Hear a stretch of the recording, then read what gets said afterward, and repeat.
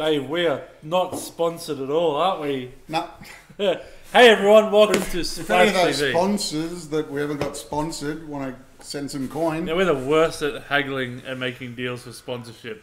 We ended up actually having to pay for this. I know. Who was sponsored by? No one. No one. Moose Marine. Hey everyone, welcome to another episode of Splash TV here at Moose Marine. I am Moose, and next to me as always is Dave. Hello Dave. Hey Moose, how are you, mate? How Good was to see you again. your week?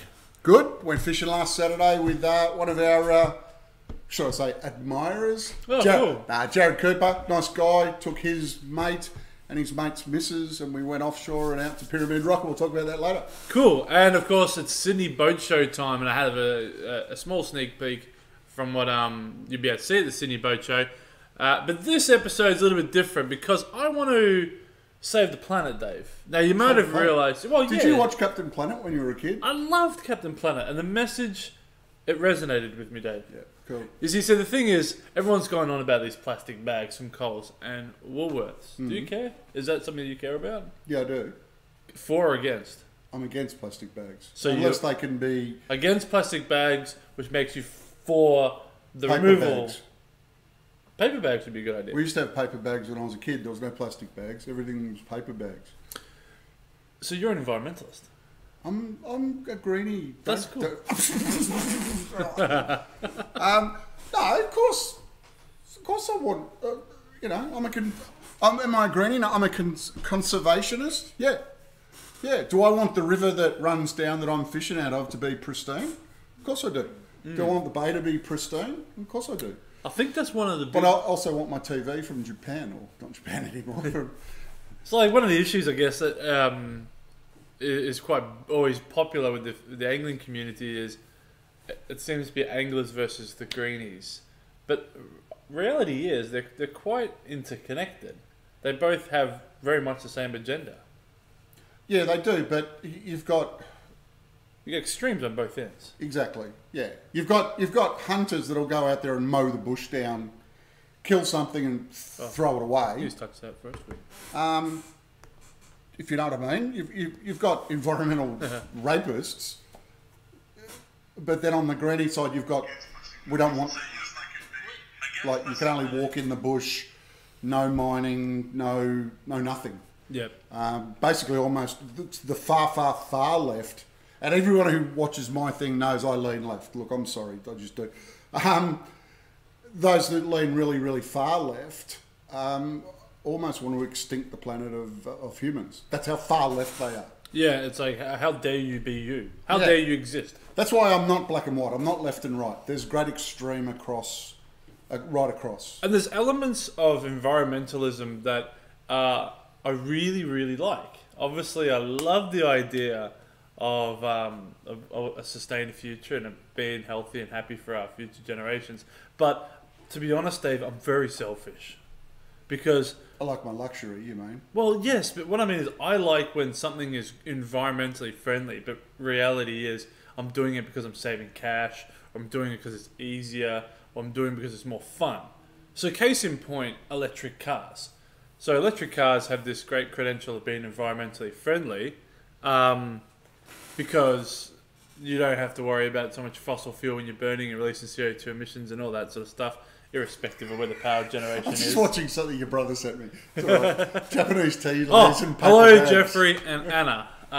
Watching over there in French Polynesia. I hope it's a wonderful, wonderful time. Alaka waka waka waka. So, like I was saying, so Tesla cars, great, but I don't like it because they're saving the planet. I like it because they're extremely fast and they're high tech, and that's what, like, as you can see, like, I'm all about high tech toys. Yeah, a friend of ours, his mate's got, I don't know what it is, an electric car, and when you go beep beep, everything turns on. And I go, oh, there's no ignition. He goes, no, it's electric. It's either on or off. So I guess what I'm trying to say is there's places where environmentalism crosses with consumerism. And a lot of it is this is my thing. Some of it is not in my backyard.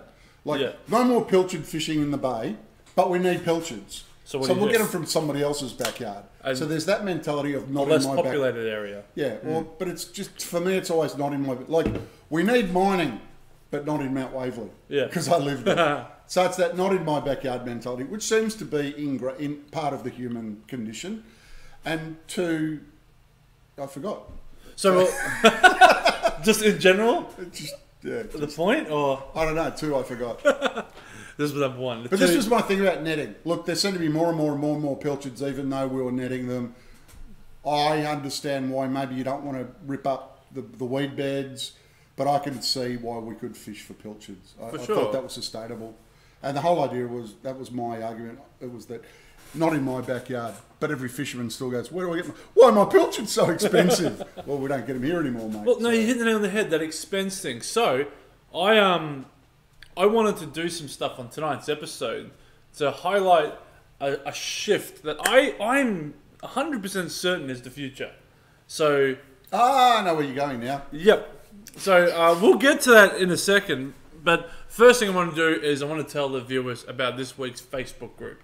So, even though we're broadcasting on YouTube tonight, a lot of people are on Facebook. Who did we troll this week? Who did we piss off? Well, this week's group is the Plate Boat Owners Facebook page. You can see that it's got a little over 13,000 members. So, plate boats, big aluminium things all over Australia. Well, see, that's a real left and right thing, isn't it? Like, I bought a plate boat. How dare you? How dare you? A bone crusher. But, like, the thing is, Australia and New Zealand, plate boats are what we do. If there is something that Australian boat manufacturing is known for, it's that. Fiberglass boats we build, sure, but so does the rest of the world. And whilst the rest of the world does dabble in aluminium... How good does New Zealand build a tinny? They're world class. They are the best. And Australia, in a lot of ways, is also quite good too. Like, we mass produce aluminium boats better than anywhere else on the planet. Something I don't know and I should know. What's that? Who makes Quintrex? Telwater. So Telwater is a big conglomerate company. Conglomerate is the right word. It's a massive company. So it's a multinational. It's not owned by anyone in particular. It's an Australian company, but it's not a person. Yeah. So Telwater owns, just off the top of my head, Quintrex, Stacer, Yellowfin. They are the Australian distributor of Evinrude, so E-Tech. Okay. They used to be the Australian distributor for Vortex outboards. Sorry, is that a tumbleweed that just went through that? Where did Vortex, if anyone remembers that. And they do another brand, I just can't remember what it is. But, so there's, Quinnies. Yeah, so... Walk out the door. Love them or hate them. A lot of people go, Quintrex, they're mass-produced rubbish. Sorry, you may as well own a McDonald's. But the thing is, they actually make a good boat. I was... And they don't leave it. They have changed. They build them and every change year it. Hard tops and all sorts of things they've done. So I was speaking to our mate Sean Savage from Streaker Boats. Yeah, Sean, awesome guy. Yep. Yeah, Sean... Down our way, eastern suburbs. Yeah, won Streaker Dealer of the Year. National Dealer of the Year. Which is a big accolade. No, the shop, you drive past their place, it looks awesome. So. And I was talking about the boat show because they had Quintrex on display, and they do look the biz. So if you're in the market for a small aluminium boat, well, firstly, you got choice galore. But certainly the top end of the tree and the bottom end of the tree are all significantly better than what you find elsewhere in the world. Now, plate aluminium boats, slightly different kettle of fish. Yeah. Because in that sort of market, there is small companies producing the goods. Call them semi-production companies, right? But you're going to pay that premium because they're built for your standards. Yeah, they're bespoke, and you can specify exactly what you want, and you can have it thicker or thinner. So that's one thing that's quite easy to do with an aluminium boat. I want a thicker hull. Okay. Clickety clickety click. Done. What was that Tabs one time that was built, and it ended up being too heavy for the trailer because the guy went overboard in his design of the boat, and they couldn't. Who was that? They mucked up. It was. He wanted extra thick steel. He wanted double fuel tanks. They just didn't quite do their mathematics perfectly, and it ended up a little bit heavy for the trailer. But that was because the guy specifically wanted something out of his boat. He wanted this, he wanted that, he wanted steel flooring, not wooden flooring, and the weight kept going up and going up. So I guess like one of the major reasons why people would be looking at a plate aluminium boat is the weight thing. They are on the whole cheap, lighter than fiberglass. So if you wanted a 7 meter boat, A 7-meter aluminium, even plate aluminium, which is going to be stronger than pressed, is going to be lighter than fiberglass. But then there's disadvantages because the fiberglass will be softer because of the weight. So lots of twos and throws. But look at the charter industry. Oh yeah, everyone's gone fiber. Everyone's gone aluminium. Tin. Yeah. I'm not going to be polishing my boat all day, every day. And well, this Facebook group, just to get back on point, this plate boat owners group is probably the best and the largest I've seen on Facebook in the world, because once again we are market leaders at this. Yeah. And the stuff that comes up on this is very, very good. We actively contribute on this, especially when it comes to things like trim tabs, because here at Moose Marine we have quite I suppose a reputation with dealing with zip wake trim systems, and their relationship with plate aluminium boats is very strong. So we actively participate on. So we're not just picking a random Facebook group. This is one that we actually think is quite good. Answer me this. I need just a question while we're here. Yeah. So you got your what are they called again? Interceptors? No, it's the type of steel we're talking about. Aluminium? Plate. Yeah. Why are they so high? Like you can't look over the sides. Well, you can build a boat to whatever standard you want. Like, there is no. I don't have an answer for you, Dave. I mean, why is the grass ground? I don't know. It just seems like I can't look over the top of some boats. Like you were telling me, if a boat's got draining deck. Oh, self-draining. Oh, well, yeah. Okay. Well, that's a self-draining thing. So if you do have a self-draining deck, to get that deck higher than the waterline. Because if you have a self-draining deck and it's lower than the waterline, well, you've got to build the boat higher. Yeah, okay. Water has to go out and not have the water going in. Cool. So that's one reason. So yeah, so if you have a plate aluminium boat, or you're interested in buying one, or you had one in the past that you just want to reminisce about, get on over and check out the Plate Boat Owners Group and tell them Moose sent you. And also, if you no difference. But. If you're thinking about putting trim tabs on, give Anthony a ring. We might do a trim tab episode next week. Because we've actually solved a couple of the little problems with aluminium and what are the trim tabs? What interceptors? Interceptor type tabs. So we've actually done some problem solving on that. So Dave, I'm just looking at a little run sheet here, and I wanted to tell people about later on in the show we're going to have some more information about our competition, which is drawing very close. But I think there's only about. Is that for Fusion? I don't know. We'll have to find out. Sorry. Yeah, so stick around. We'll tell you about how we're going to be drawing the winner of that competition in 2 weeks. First one to knock on the door after 8 o'clock at night. Let's have a quick look at the questions that people have been asking. What's the difference between plate aluminium and normal aluminium boats? We have Good question. Good question. So we'll just bring up the Facebook group thing. So plate aluminium is, as the name suggests, solid, thick bit plates of aluminium, usually at least 3 millimeters thick. Sometimes you 4 and 5 and up to 8 millimeters, 10. You know, as thick as you want. The thicker, the stronger, but heavier. To me, it's pretty simple. It looks like a jigsaw puzzle when you go to the shop and look at it. All the bits are cut out, ready to be welded together. Yeah, so it's literally flat sheets of thick aluminium that get bent around a frame, very much like you would do in plywood back in the day, using plywood timber. So that's plate aluminium, and as a result, you get a very heavy, very strong boat because the metal itself is quite thick. Pressed, which usually has lots of ribs in it. Correct. So pressed, as the name suggests, is thinner aluminium that gets pressed into a die. So like stamping out a key or something like that. Yep, so they press it into a die, and they usually have ribs because you need to add some convex and concave shape to get rigidity, and that forms a particular shape. So with press hulls, you can actually get very complicated shapes. So basically, it's stamped. Yeah, it's into stamped. A mold. So like Quintrex, for example, have this process called Millennium Hull pressing, and it's a mixture of both press and stretch. So I don't know exactly how they do it. They're real tight-lipped. When I went to the factory last year for the tour, they don't show you that part. It's all hush-hush. I have no idea. But I'd say it's a form of heating the metal and pressing it while it's really hot. Yeah. Similar to a plastic moulding type. Yeah, absolutely. So, and the difference, of course, you can make those boats a lot quicker and they're cheaper. So your cheaper aluminium boats are generally always going to be pressed. Plate boats are generally going to be more expensive because you got to weld all the things up. It's a lot more labor intensive. So plate, more expensive, stronger. Press, cheaper and lighter. That's pretty much the major difference between the two. Instead of welding it all around, you can go. Yeah, and quite often, I mean, and did you like that? Quintrex employs robotic welding now, just like the car industry did, where it comes down and the machine welds it, and that's why for those who know their dresses, so to be off the rack versus custom in a way. It's Target versus Taylor. I like that, Target versus Taylor. Hey Dave, so Jeff wants to know, can we see the people's questions? Oh yes, we can. That's why I just read it. We've only had one question so far. Who was it from? It was from Jeff.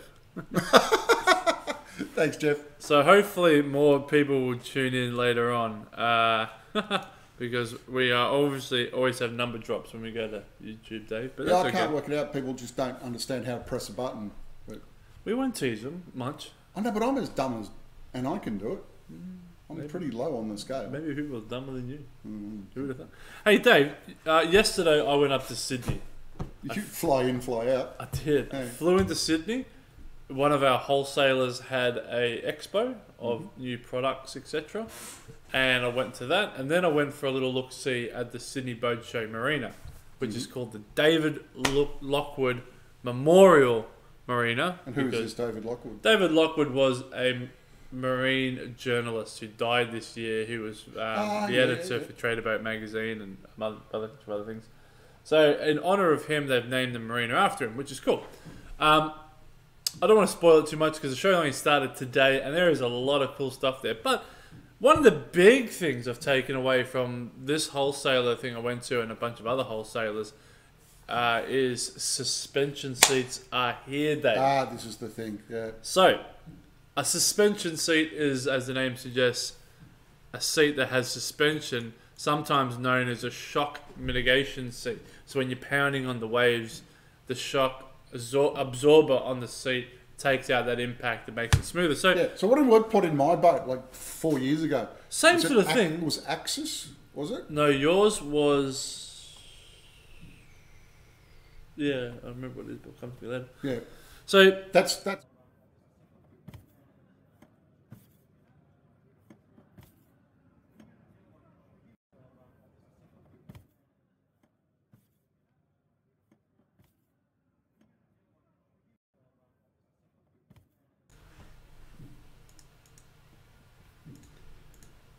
Now they can hear us.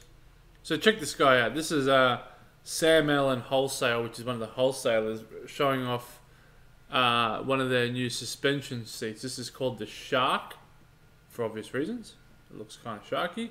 And one of their relaxing seats on top. Check it out. He's like just launched himself onto it. Just launched. I like his shoes. Have a look at this guy's shoes. They're like moccasin socks. Anyway, so there's quite a few brands competing now. Sam Allen themselves actually make their own billet aluminium shock mitigation seat using it's a Chinese-made one. It's pretty cost competitive, so it's pretty cool. And then the other one I wanted to show you was from a company called Shockwave, which is definitely the market leaders, and they do a lot of the paramilitary stuff. But check out this video, guys, from Shockwave. Being a fishing guide is hard on your body. The water can get rough. It can change on you at any time. Pounding waves and waves throughout an entire day is painful.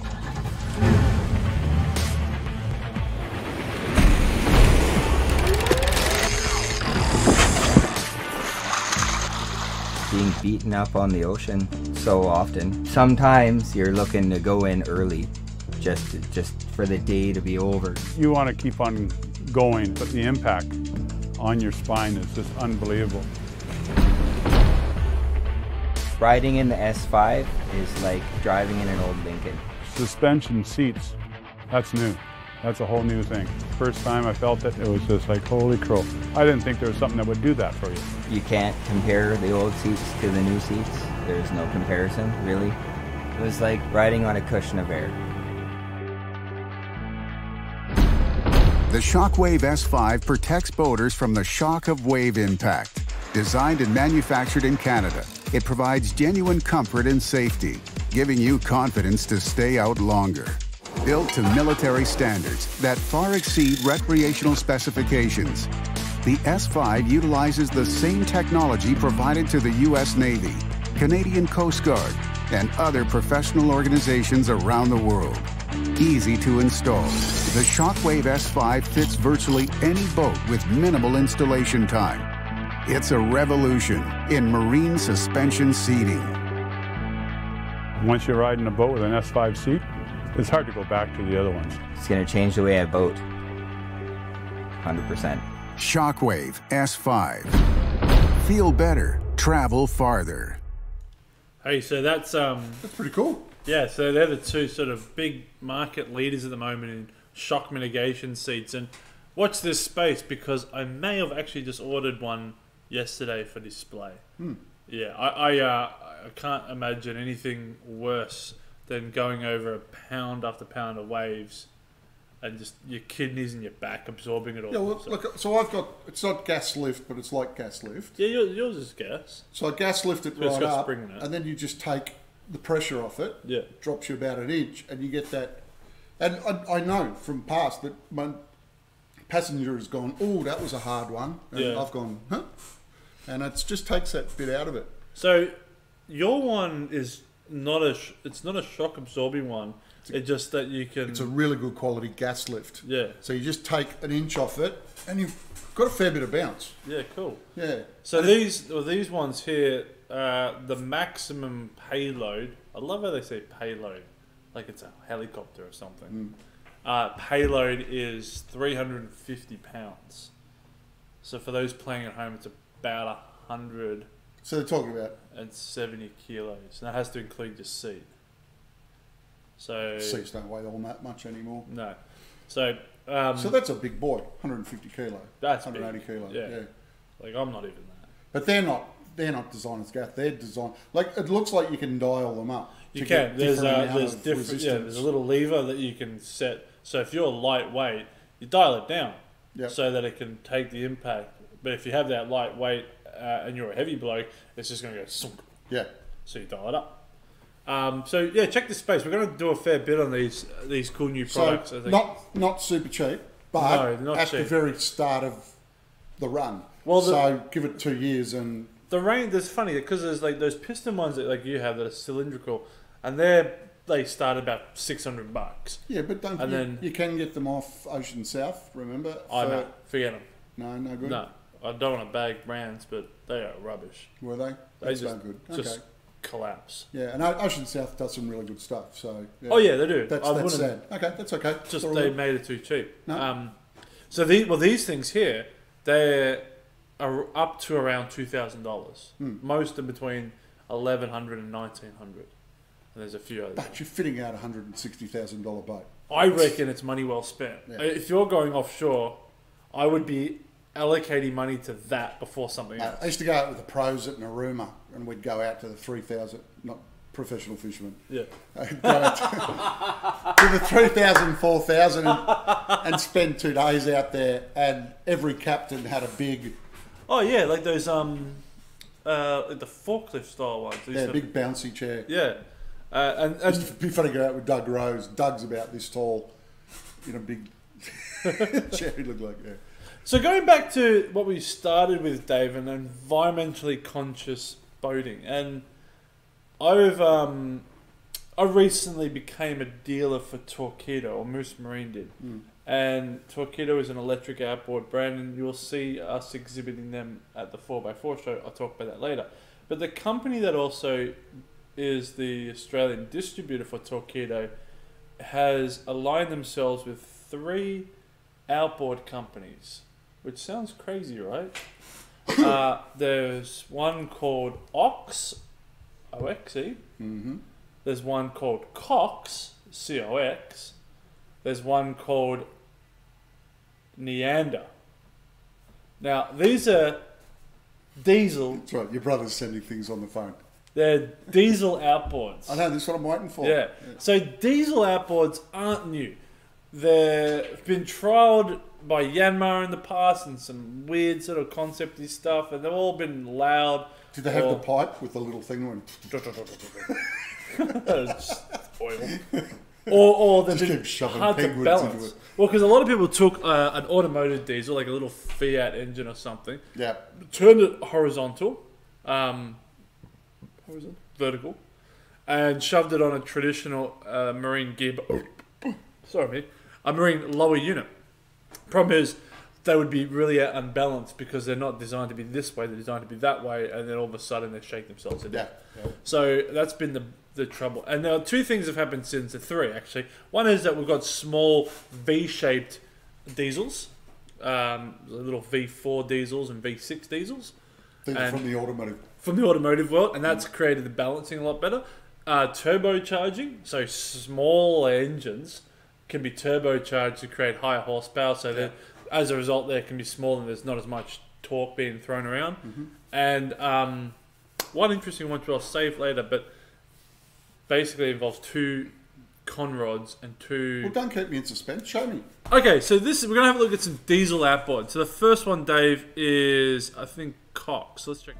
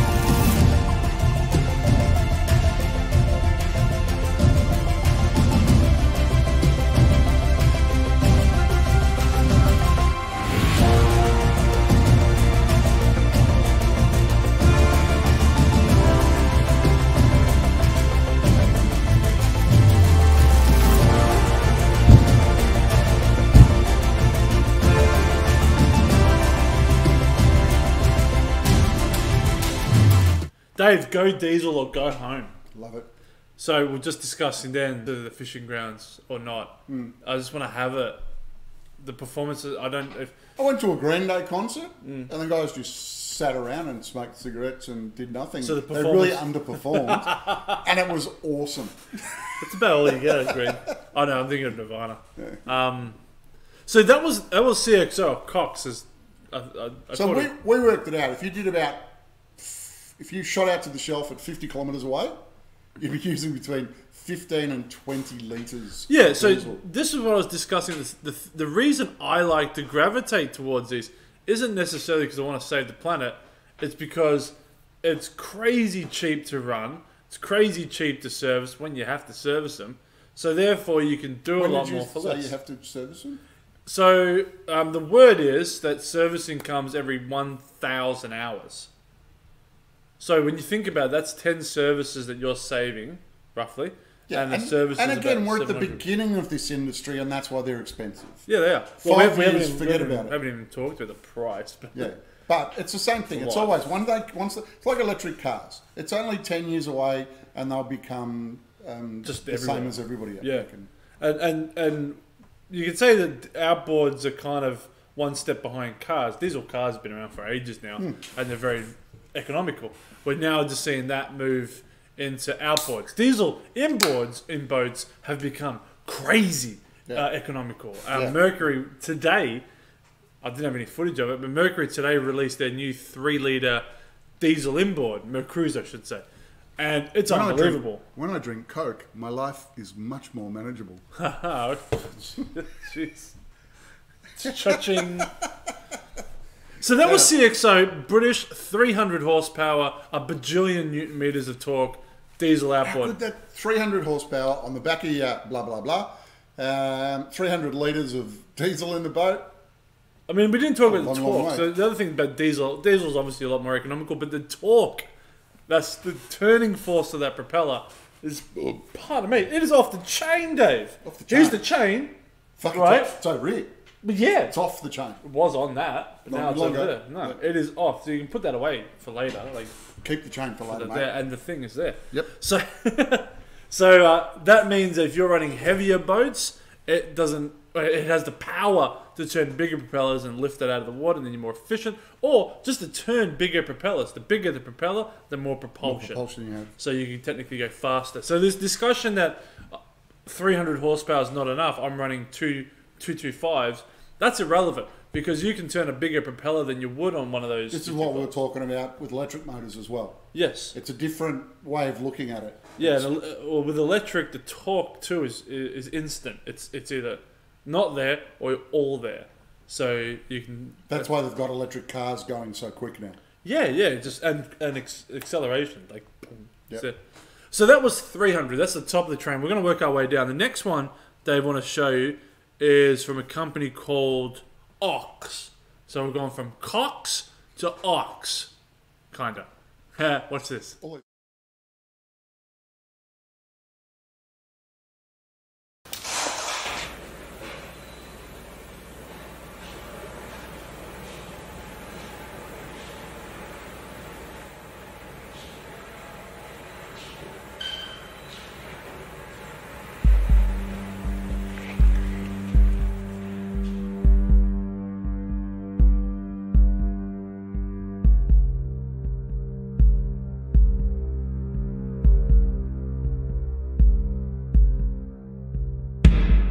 Today's modern common rail diesel engines have many benefits. For example, reduced fuel economy, plus reduced fire hazard. Compact light closed cooling system gives you a longer engine life. This is an inboard feature and every part has been tested for a long time in dyno test cells. Integrated fuel supply and filter with no return lines, and this is an inboard feature. With 20 years of experience as mechanic, you appreciate the easy access of the service point. Oil filter, fuel filter, impeller pump. The OXE diesel complies with the NATO Single Fuel Directive for diesel fuel, which will become effective after 2014. It has been undergoing extensive tests over several years in order to validate product functionality and performance.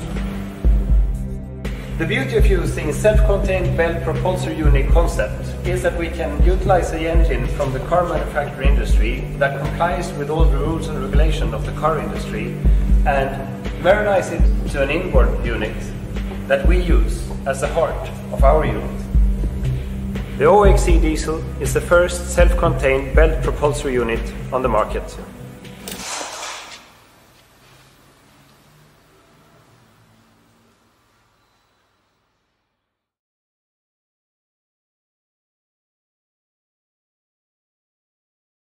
We're back. So that's OXE, Dave. That was very nice, Mr. Fredrickson. So that's OXE. Oh, whoa. I've been teasing myself here. We can't be teasing ourselves, Dave. We're professionals. That was very funny. That was Fredrickson, which he OX. I wonder if they do it from IKEA. Hey, so that's OXE diesel, which is 150 horsepower. Now, they use a General Motors engine. So the engine itself is incredibly reliable. It's been well tested, blah, blah, blah. Moving into the marine platform, it's just the engineering trick. He's basically almost saying it's his inboard motor, miniaturized. It's the pattern they work off. Yeah, and then just turn it that way. And it works really, really well. So that's 150 horsepower. So we're going 300 to 150. Once again... Man, how many 150s out there? It fits so many boats. Yeah, it is physically somewhat bigger than a standard 150. Like it's way bigger than the Merc 150, which is a 3-litre engine. And speaking of Merc, we'll get to that in a second. But even though they are slightly bigger, it's just so much more fuel economical. And we're at the beginning of it. Absolutely. It will become the norm. I do want to... It will become the norm. We're going to have to look after our petrol supplies more and more and more, and it will become the norm. Okay, so Dave, if we've done CXO, OXC, 300, 150, let's look at something slightly different. I'll let the video play first.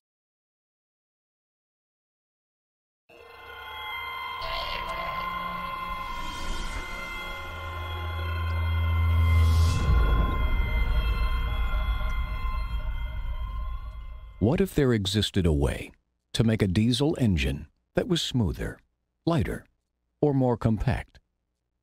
What if the diesel engine could be improved in all of these ways at once? Thanks to Neander Motors' revolutionary technology, the conventional wisdom of small diesel engine design and performance has been rewritten. By combining turbocharging, all aluminum construction, and common rail fuel injection with the breakthrough technology of twin counter-rotating crankshafts, the Neander turbo diesel engine is born. This concept delivers the smoothness of a 6-cylinder and the torque of a 4-cylinder into the compact sizing of a twin.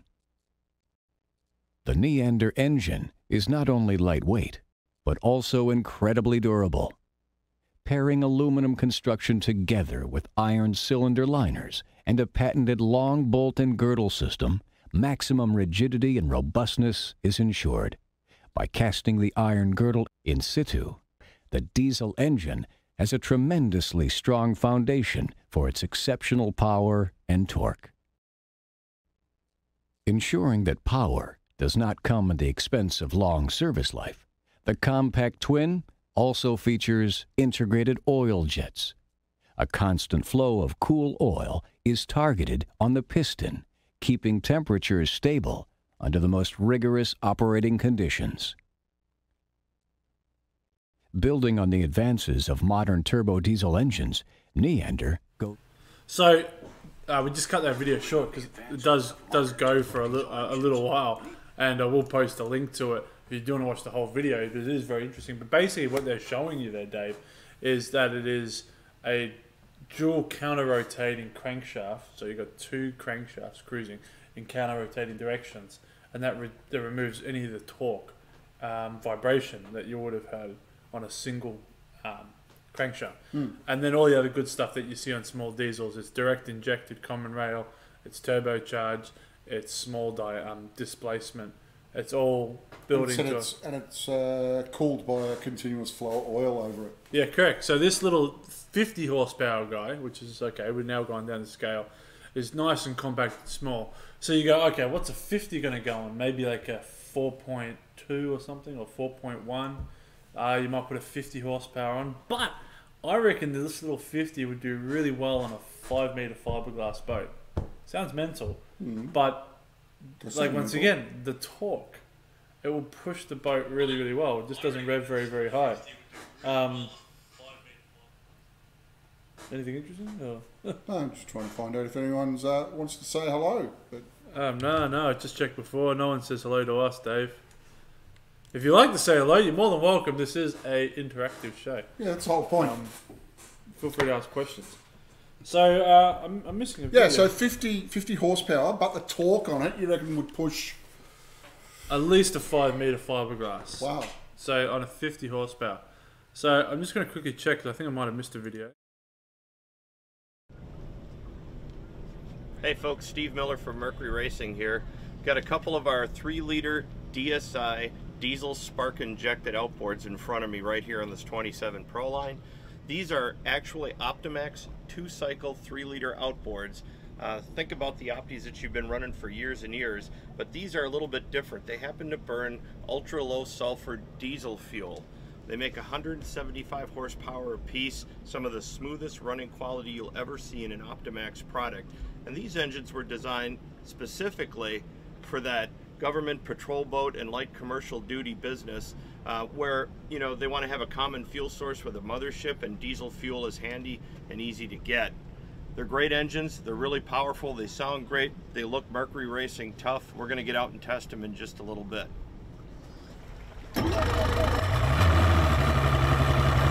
I will give that guy a bit of a break too, so I just wanted to quickly show. That's the video that I forgot to show. That, Dave, is Mercury who obviously don't want to get too lost in the diesel game. They have a lot of experience with diesels. They've got a lot of diesel inboards. But that is their DSI outboard, which you may have heard the guy say, that is their traditional Optimax 2-stroke petrol engine, just tweaked to be able to run a diesel. And the reason why is more for the single fuel policy that a lot of countries have, especially America with their military. So the US Navy doesn't want to have fuel, diesel, aviation gas, blah, blah, blah, on one vessel. They just want diesel the whole way through, except obviously helicopters. And so all their little fast boats and patrol boats can use the same fuel that's powering the actual big ship or whatever else. So that's their little way of getting... And, okay, there's some performance gains, but it's not anywhere near as efficient as a dedicated diesel or diesel cycle engine like these Cox, Ox, and Neander. Get in there. So there we go. So that's a 300, 150, and 50 horsepower diesel option. They're coming soon. I love it. I want to get involved. I think it's grouse. Yeah, watch this space. Yeah, it's definitely the way of the future. I mean, like I said, if you've got a vessel and the whole thing about your fishing is that you're going far afield in particular. If you're spending 160, 180 grand on a boat, over the lifetime of the boat, you've easily won on fuel. Massively. I mean, there's a few things against them, too. Firstly, they're new, and all new things, Will they smoke? No, they're all clean burning. No, so there's that. They are louder than a petrol. And we got used to now these 4-strokes that just make no sound. So, yeah, okay, they're going to be louder. But they're no louder than what your 2-strokes were back in the day. They are heavier and bigger, which can affect how many engines you can fit. Obviously, it said on the ad 20% lighter than your traditional 4-stroke motor. Did it? Yeah. Wow, I'll have to look at that one again. So they might be bigger, but not as heavy. Oh, okay. It said 20% lighter than your traditional 4-stroke. Well, that'd be something. But yeah, that'd be real something. And the look. Well, that's a subjective thing anyway. Whether you like the look of them or not, I think they look okay. They're not. I wouldn't say they're cool, breaking the mold. Whatever. They have their market. Yeah. So I'm in the market for a boat. Some point in the future for the company. And I'd be strongly considering these diesels. Cost, Dave, about twice the price. So, yeah, that's something to consider too. If you buy a 300 horsepower Mercury, this is going to cost you twice that. So, got to factor those things in for sure. So, watch this space. They're new. They're being displayed at the Sydney Boat Show, which is on at the moment. And they'll be on display over the next... Which companies at Sydney? All three? Yeah, I think all three. I don't know. At least 2 of them are. The Cox and Ox. But they will all be certainly available. But if all things go well, we'll have a 150 horsepower here next year. Yeah, if all things go well. Pan out. Speaking of shows, Dave. 4x4. Yeah. 4x4 and Fishing Boating Expo, which is the other big show in Melbourne each year, of course, the Melbourne Boat Show, and this. And so you've got your stand. It's booked in. We're locked in. We are stand number G327. You can't miss it. We're opposite the bar, which is new. They haven't had that in the previous years. You're opposite me. Yeah, Dave. You're stand G486. Yep. So I'm working for a fella called Jerry. Double Z. His tackle is Double Z tackle, and I used to sell a lot of it at the shop that I used to work at a while ago. Talked to Jerry, and he said, "You want their work?" And I said, "Yeah, Jerry, I want their work." I love Jerry. Jerry's cool. His English gets worse the longer he's in Australia. But anyway, so yeah, I'm going to be working on the stand. So come and grab a heap of lower end priced gear. But I'm telling you, the gear is amazing. Jerry's manufacturer is in China. Do a really good job. And don't say, "Oh, it's made in China," because everything's made in China. So all you great tackle. Jerry's factory's #1. It's kept really clean, and because he speaks fluent, he's Chinese. You know, when he says blue, it's actually blue. On the other end of the price scale, 6 feet to your left will be some not as cheap marine products on the Moose Marine. Boating products. Yeah. We're also going to be exhibiting. What are you going to bring? We're going to be bringing the Torpedoes. Awesome. Because we've been discussing that, so we'll have them on display for people to see. Anybody that's especially into their freshwater trolling. Oh yeah, which is anything. If you're, I'll leave that for the show. But yeah, Torpedo, wonderful brand. We'll be doing Lone Star winches again, of course. So I'm going to exhibit them. Free delivery. Free delivery. Woohoo! We're going to have our Elderwood speaker systems, which I can't really talk about. Come in and have a look at those guys. Yeah, no amount of adjectives can give this speaker system justice, and I can't tell you guys how good it is because it's a speaker. You have to come hear it. So we're going to have it at the show for you to come and listen to.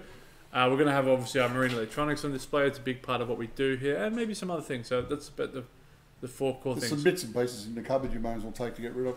Yeah, well, maybe. Design place.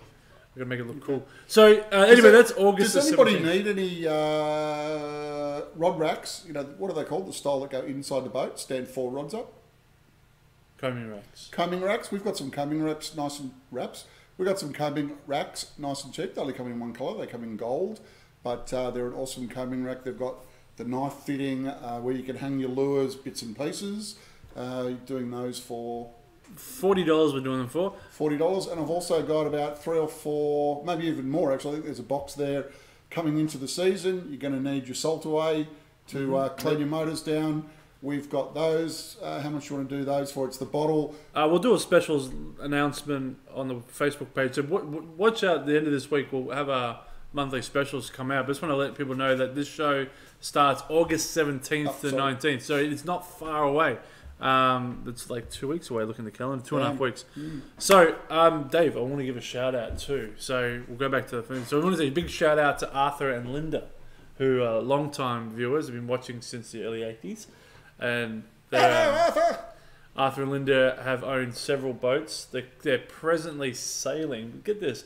They're presently sailing from Mallorca to Melbourne. And they're watching via satellite. They are not. They are. Really? They are. So where did you meet Arthur and Linda? Arthur and Linda were the first Australians to circumnavigate as a couple in a yacht. I want to say it's 81, 82, something like that. Okay. Arthur recently turned 49, 48, and Linda, I think, just turned 40.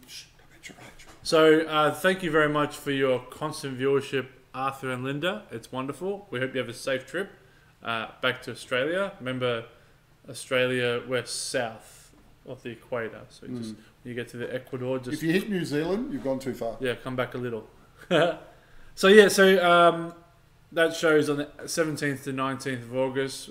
Be there. We'll have some other stuff coming up during there too. Now, I think, Dave, that brings us to our competition. So our competition, everyone, as you may have seen on our Facebook page, is to win one of these awesome Fusion sound panels. Stereo panels, I should say. Yeah, I know. We're running this competition on our Facebook page, and all you need to do to win this amazing Fusion sound system is like the Facebook page so we can accumulate who actually enters, and tag a friend so we can be greedy suckers and get more people to like our Facebook page. And when you want your mates to know where you go every Friday night on a Thursday night on 7 p.m. So this is cool, Dave. This is if you wanted a stereo system in your boat, you didn't want to have a head unit, and then run speakers everywhere because there's too much wiring. You chuck one of these in. It's got 2 3-inch speakers, about 170 watts. It's AM FM, so that's fine. Bluetooth, so you can also connect that to your phone and the Fusion Link app. It also has USB and auxiliary in. So it's everything. 70% of the guys that I know in the fishing, this would suit. You know who, this to me suits the sort of lady who has a tinny and she wants a bit of tunes, doesn't have a lot of space to put speakers there and there. Just one spot. What about all the blokes that just want to hear the footy on a Saturday and play a few bits and pieces? But you don't want to have to worry about a battery. That's the good thing about these, is that they're hardwired still in terms of power. So Fusion obviously has their portable stuff, but they're battery powered. Yeah, this has got to go to your battery, doesn't it? Yes, which is a good thing, which means it's never going to... So even me, my boat, if I didn't have one, up under the thing, so it's out of the weather. Yeah, sounds great too. Small hole, a couple of drill holes, wide end of power, and done. And if you still want to select what you're watching, you can still go to your app, the Fusion Link app. You don't need to be seeing the machine. No, and just control it all from there. Easy peasy. Yeah. So get along to our Facebook page, guys, which is simply just Moose Marine on Facebook.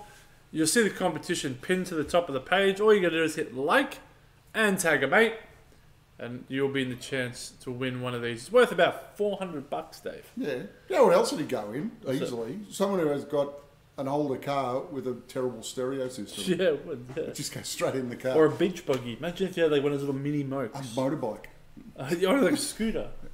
So any scooter riders out there and you want a sound system, like the page so that we know who's around, and mention that you're a scooter rider, and tag a mate so that they can come along for the joyride as well. So Dave, anything else you want to bring up for tonight? Fishing reports. Look, we're not really doing fishing reports at the moment because nothing really is happening. I know there's a lot happening, but we're not talking to the guys on the ramps because the ramps aren't happening. The odd snappers coming to Port Phillip Bay. Offshore is going crazy. If you know how to fish offshore, I'm trying to learn. I've never done it. Like I said, we shot down a Pyramid Rock. We found a nice patch of reef with a heap of barber, perch and wrasse on it. This is what I was told to find. Anchored up, got it all going, got a nice cube trail going, and never caught a gummy. So this is bad.